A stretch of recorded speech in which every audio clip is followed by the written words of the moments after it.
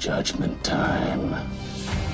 You're welcome, I guess. Members of the jury. There. I really don't see what all the fuss is about. Oh my God, the Scoleri brothers! In favor of conviction. You, Mr. Stark. You, buddy. I am the law! Ladies and gentlemen, welcome to Geek Court. I am today's honorable judge and executioner, Judge Haas. Today, we will be putting 3 topics on trial. Should DC make a Joker origin film? Who is the best feminist icon, Sarah Connor, Ellen Ripley, or Wonder Woman? And should Hollywood stop trying to adapt popular anime movies or popular animes? The topics will be debated and fought over by our 2 defendants, Amanda and Shayna.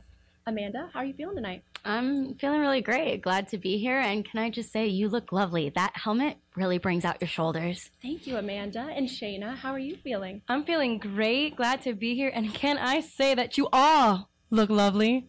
And it all brings out all of your shoulders. All right. No bribing in the court. But I do like it. Thank you very much. The outcome of each case will be decided upon by a jury of their peers. We have Jesse, Gladys, and Gabe here. Hi, guys. We also have our bailiff, Aaron. The jury will decide the final verdict, but should the jury be split, my vote will count for 1/3 of the final verdict. The defendants will be judged based on who made the best case and not personal biased opinion. We will start with 3 cases, each worth 1 point. Let us begin our first case.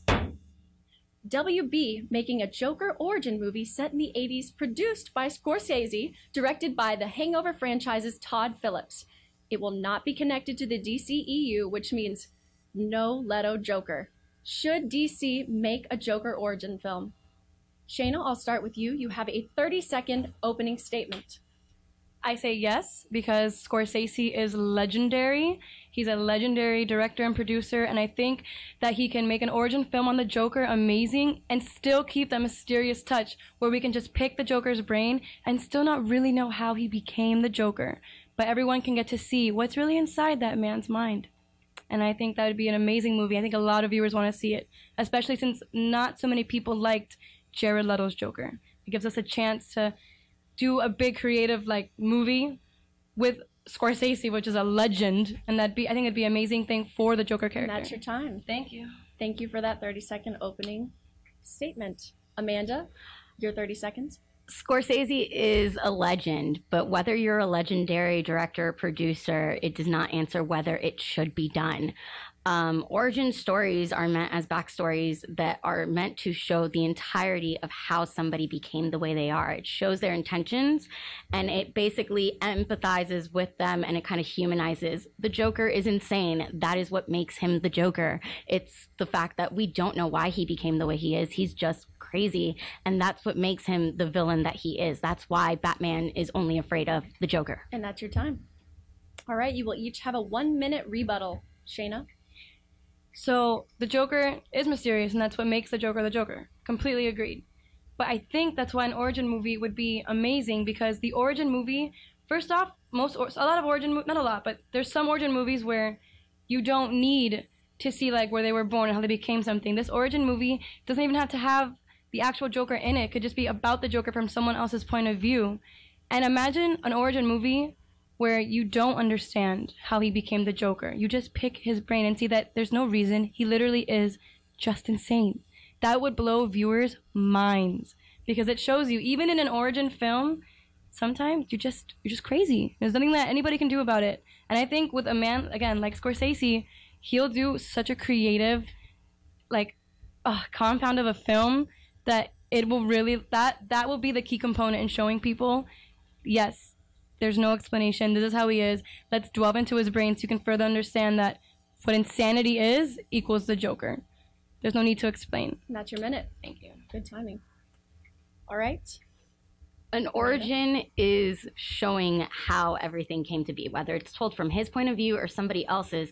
The actual definition of what an origin story is showing the backstory, revealing how a character, whether villain or hero, became who they are. What you're suggesting is a spin-off. That's a whole different concept. An actual origin story, there's no way to do an origin without showing how he became who he was, because again, that is the exact definition of what an origin story is.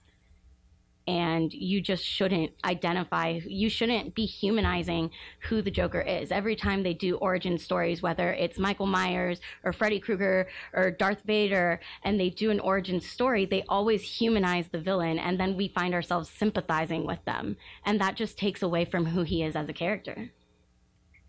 All right. Shayna, you have a 30-second closing argument. I think Hollywood's doing different things all the time, and I think, yes, we know what a traditional origin story is, but I think that if you did it about the Joker, you wouldn't be humanized. It'd be the opposite. It wouldn't have to humanize him. It'd just be showing further into his brain of who he is, and it's not a spin-off. If it shows you from, like, when he started being crazy, or when he started having those psychotic thoughts, or why he hates Batman so much. Where did that start from?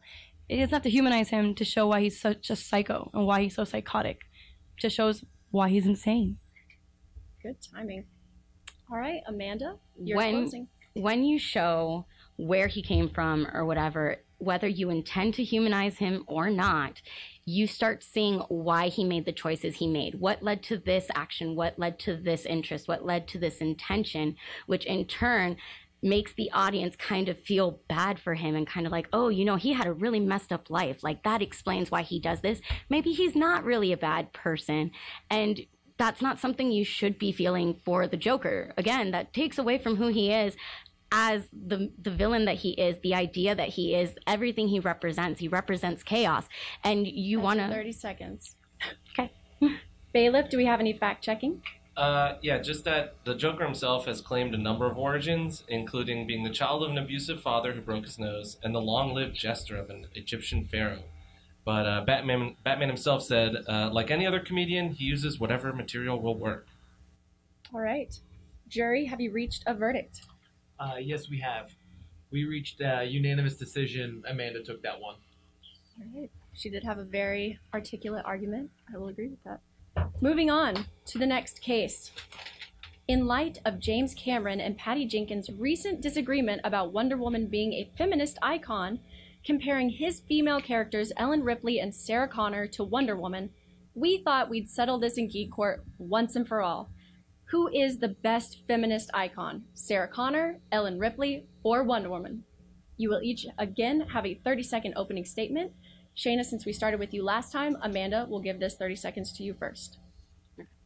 Wonder Woman was created in 1941, and ever since then, she's been a feminist icon. Whether it was just she was being held back because of the times she was originally created in, she's adapted throughout society as we've grown, slowly growing out of a patriarchal society.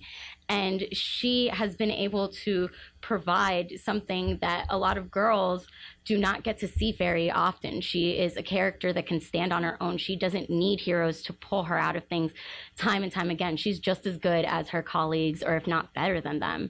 And so little girls can look towards her and be like, that's something I want to look up to. I want to be like that. So most definitely. All right. Shayna, your 30 seconds. I have to say definitely Ellen Ripley. Why? Because at the end of the day, I love Wonder Woman just as much as anybody else does. She's superhuman. Ripley's not superhuman. Ripley had to deal with the same things that everybody else has to deal with in the movie, that everyone else has to deal with, and she surpasses everyone, and she helps save herself. She's the opposite of Wonder Woman. Instead of being superhuman, fighting other things, she's human, having to fight superhuman beings, and she still survives. And that's something I think little girls can relate to, because there's no, oh, I can't be her. She has this super strength, and she's a woman being a woman. And that's your time. All right, you will each have a 1-minute rebuttal. Amanda, when you're ready. The unfortunate thing about Ripley, yes, she does fight. She is a normal human. Unfortunately, though, a lot of little girls don't really know much about her because she doesn't stand the test of time. She was an alien. She is very memorable to people who saw that movie, who were, adults or, middle school kids or high school students that saw this movie when it did come out. But looking at it as a point of view now, unfortunately, unless, you know, you can get a child to sit down and watch this really old movie, which is already a hassle in itself because they won't, people aren't going to know who she is. So little girls can't just look up to her and be like, I want to be like her when I grow up. And so that's why I think she just, unfortunately, she didn't stand the test of time. All right. Is that the end of your argument? All right. Shayna, you have 1 minute for a rebuttal. So I do agree with that, but we're not talking about modern times. We're talking about feminist icon of all time in general. And Wonder Woman's known right now because the movie just came out. If not for that, I don't think there'd be much of a difference because they're both pretty old. But Ripley, in all time, back then, now, either way, she's human. And little girls can really say, I want to be strong like her. I want to be dedicated. I want to be like her and fight and fight and fight until I can't fight anymore. And a really cool thing that I also think goes for the feminist thing, the movie, her role was not written for man or female. It was written to be anything. And she got cast as that role. And she kicked ass. She gave little girls an image to really believe I can be like her because I can be smart. I can be like her because I can like science. I can be determined to fight and to do what I need to do to survive. And she doesn't let anyone tell her, no, you can't do this. No, you can't do that. She has her own opinions in the movie and she sticks to them. And that's the reason she survives. That's your minute. Thank you. All right. You'll each have a 30-second closing. Amanda? You said all times, not modern times. Unfortunately, all times also includes modern times in it. Wonder Woman, yes, she's old. She was created in 1941, and now there's a lot of hype going on because the Gal Gadot movie did just come out. But however, she's been highlighted for the longest time. She did comics, cartoon series. The Linda Carter series was from 1975 to 1979, and little girls could see that all the time, and you can still watch it. They've done other movies. She was a founding member of the Justice League, which she's the only female founding member of the Justice League. Yes, she's superhuman, but what makes her a feminist icon isn't the fact that she has powers, it's the fact that she has determination. I'll let that one slide. Thank you. Shayna, your 30-second closing. The last point I want to make is that one thing I feel really detriments to little girls is Wonder Woman's always been sexualized, whether she's how she is, amazing or not. Ripley's not sexualized. Ripley's known for her strengths and for her smarts and for her knowledge and for her love of science. And little girls can really look up to that as opposed to I can't be her because I don't have a super skinny waist, a tall, body. I don't have to be worried about my image. I can be worried about my brain. And I think little girls really need to look up to that, especially in modern times. All right, that was before the clock. Bailiff, do you have anything for us? Yeah, so I have two little notes. Ripley's often considered one of the most significant female protagonists in all of cinema, and she's also appeared in comics, novels, and video games. And Wonder Woman has similar accolades. She was named the 20th greatest comic book character by Empire magazine and was ranked 6th in the Comic Buyer's Guide. This is the sad one. 100 sexiest women's in comics. Women's sexiest women. All right, jury, have you reached a verdict? We have, and it's a split decision. Of course, Shayna takes lead with 2 points. And that is split. All right. Since the jury is split, I would also agree and say that Shayna will take this point. I like the fact that Ripley is real and she's a woman and she's not overly sexualized, like Aaron proved in the facts that she is sexy, which, yeah, but Ripley's not. So, Shayna, you get that point. So we are now 1-1. You guys are tied. Let's move on to the next case. With Netflix's new Death Note movie joining the list of poorly received live-action anime adaptations, should Hollywood just stop trying to adapt popular animes? Okay, so we all know Death Note was not as liked as we wanted it to be. I don't think they should stop, though, because anime has been a genre that people have loved since we were all little. It's a long time genre, and I feel like it deserves to be done right. Just because it hasn't been done right completely this time, I think with the right directors and the right actors and the right vision, we can do it right, and it deserves to be done right. It's a genre that's been loved by all of our peers. We all watch anime. We all like anime, or the majority of us do, especially geeks. So there you go. Amanda, your 30-second opening statement. Unfortunately, yes, people do like animes and we do enjoy them, and maybe with the right directors. Unfortunately, however, when Hollywood tries to adapt these animes, they decide to westernize them for a Western audience. What ends up happening far too often is these beloved animes end up being rushed, trying to fit everything, trying to make sense of the characters, and you can't develop these relationships in such a short amount of time. It's like trying to fit all 3 Lord of the Rings movies into 1 2-hour film. It's just never going to happen. And that's your 30 seconds. All right, 1 minute rebuttal, starting with Shayna. I do agree with that. I think this movie Death Note was rushed a lot, but Hollywood continuing it doesn't mean it has to continue it by making just one movie. Continue it by making a series, by making a TV show, not the already TV show series, a cartoon when they have, but like a live action. These people want to see the anime that they love come to life. They want to see what a live action real show would look like with their anime characters. We all deserve to be able to give it a chance to really see what it would look like. And I think if Hollywood did it and took their time and made maybe a series of it, a live action series, I think they would do wonders with it. Hollywood has the money, they have the actors, they have the finances to do a really great job with these animes. They have to do it the right way. Take the time, make a series, make that live action TV show. I think that it would be a great thing to do, especially for kids who want to see their characters come to life. And that's my rebuttal. All right, excellent. Amanda, your 1 minute rebuttal.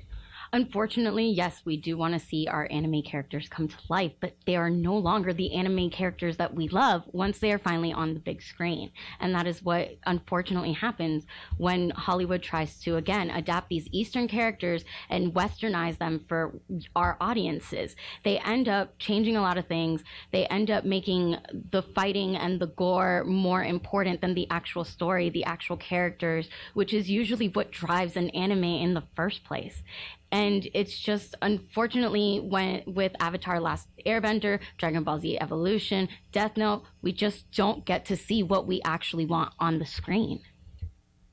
All right. 30-second closing statement, Shayna. I don't think that we should judge future projects based off of previous projects. I think there's always room for improvement. We've seen that through our own films in Hollywood. We know there's always room for improvement.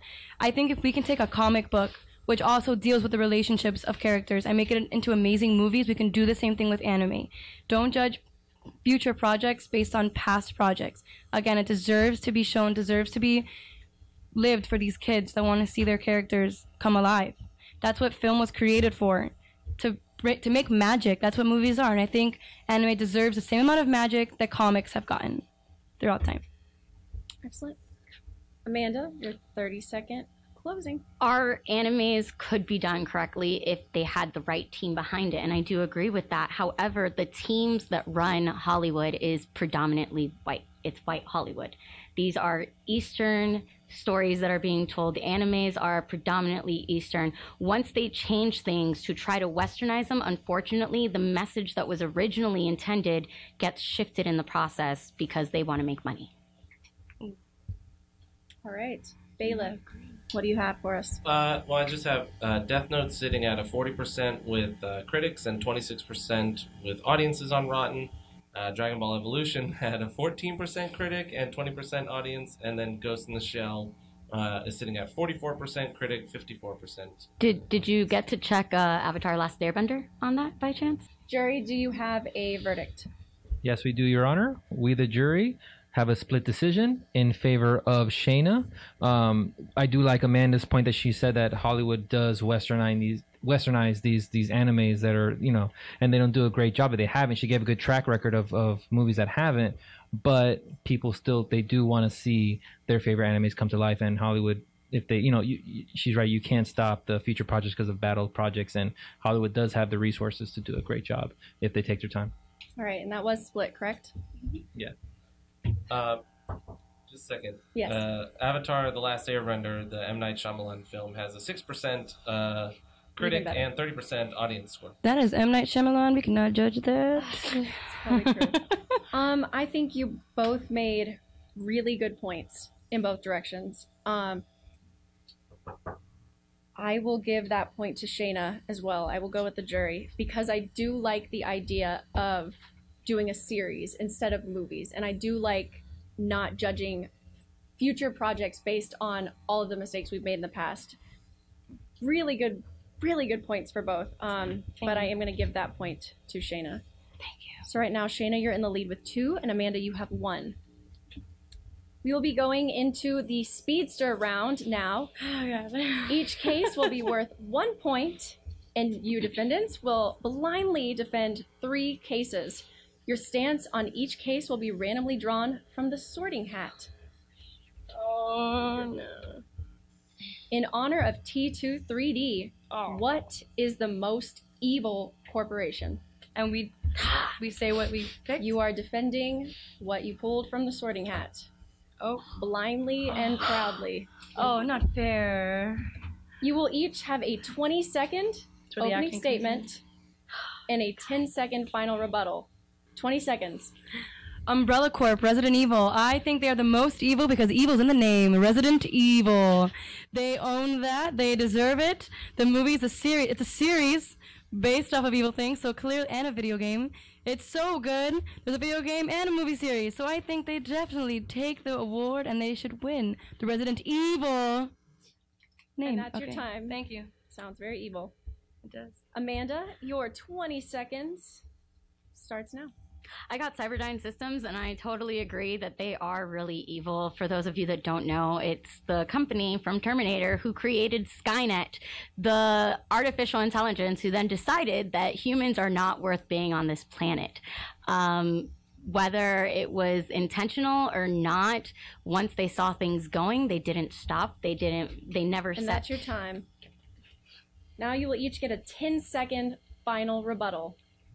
In Resident Evil, it's very intentional. They want to kill a lot of humans. Whether or not it's intentional. They want to wipe them out, and they do wipe some of them out. And if you look at a Terminator, you look at the creature in Resident Evil, I think I'd be more scared of the creature. Thank you very much.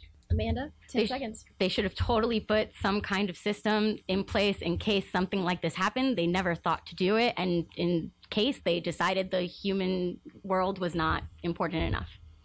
All right, bailiff. Any facts? Just that there is a real company called Cyberdyne. It's a Japanese robotics and technology company, most noted for the marketing and distribution of the HAL 5 robotic exoskeleton suit. Oh, dear. That's not alarming. Oh, God. Jury, have you reached a verdict? Yeah, we have. It's 2-1 split, but in favor of Amanda. Damn it. I personally thought Shayna had a really good answer. I mean, she said evil 7 times. A lot. Yes, I did. And pointed out that everything is intentionally evil. I can't come up with a reason why Amanda won, but they think she did. So the jury says she'd have won her favor. I love you, Jesse. Thank you, jury. Since the decision is split, that lands on me again. Thank you, jury. Shayna, I want you to know my notes for you said evil in name, Resident Evil, and lots of evil. But I am giving this point to Amanda because they did want to erase humans off the planet, and that is pretty evil. So with that point, that brings you to 2-2. You guys are tied right now. And that was improv. Okay. Lots of evil. That was improv. Evil in my courtroom.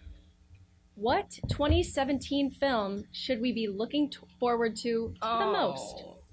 Oh, no, I guarantee you mine is way worse. You want to switch? No, we can't do that.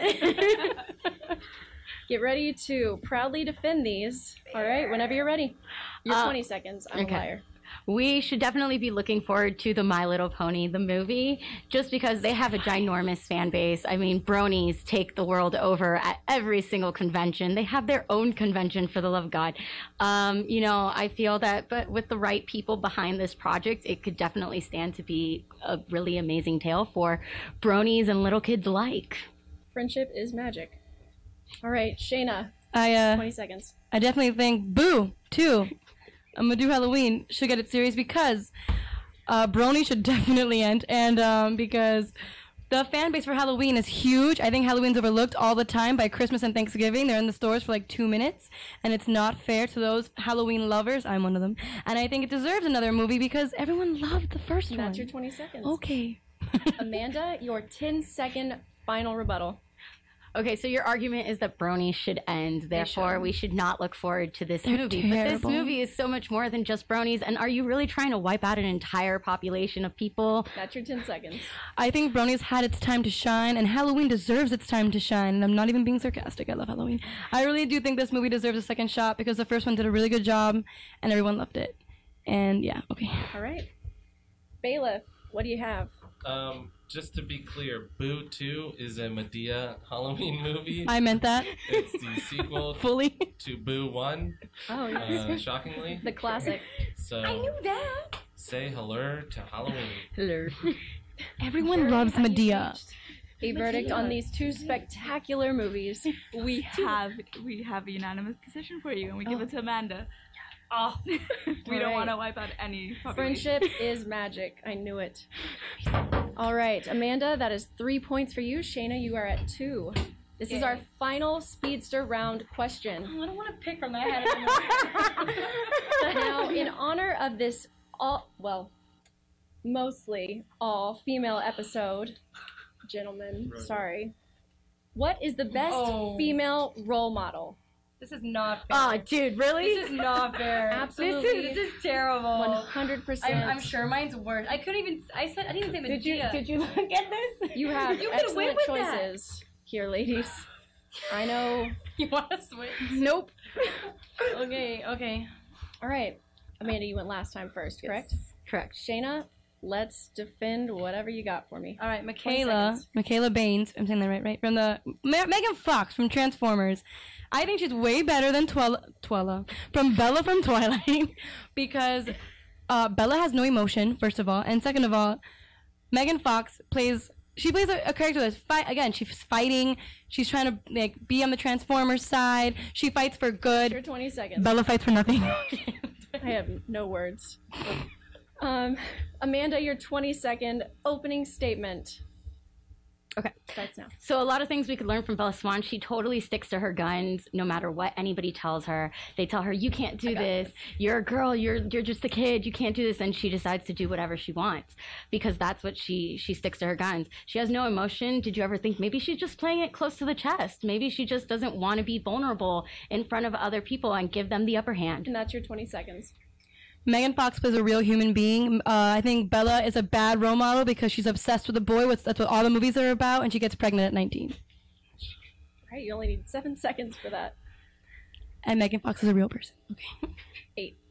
Amanda, your 10-second closing. Yes, Megan Fox is a real person. Michaela is not. Michaela steals cars just like her father did. That's not a good role model.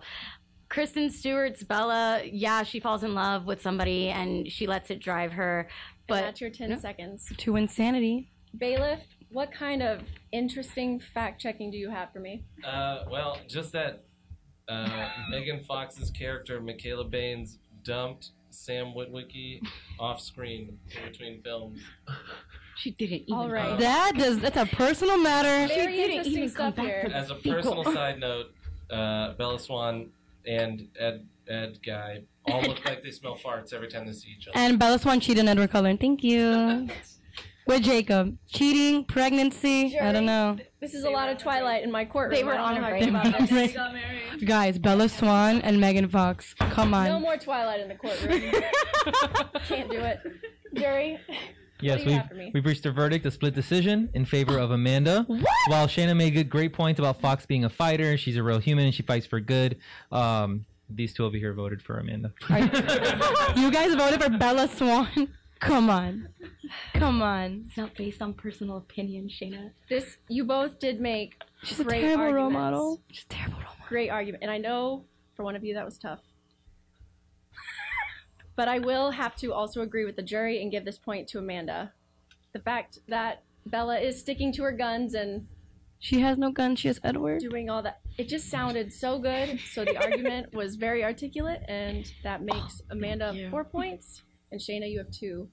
So Amanda, you are our winner today. Thank you. You're welcome. And that concludes today's proceedings. Good. No. Course, Oh, wow. Sore loser over here. I'd love to thank our kidding. two JK. beautiful defendants, Shayna and Amanda. Thank you. Do you have any closing words for us, ladies? Bella Swan should never be a role model. Thank you. I agree. Amanda? I don't think any of these two should be role models for those of you out there viewing. They should not be your role models. But if you had to pick, beautifully. Yes, thank you. Thank you. Thank you, jury, for fulfilling your civic duties today, and thank you, Full Moon Creative, for letting us film here. Be sure to share, subscribe, and leave us a comment on who you think argued the best. Again, I am today's Geek Court judge, Judge Haas. Thank you for joining us. Court's adjourned.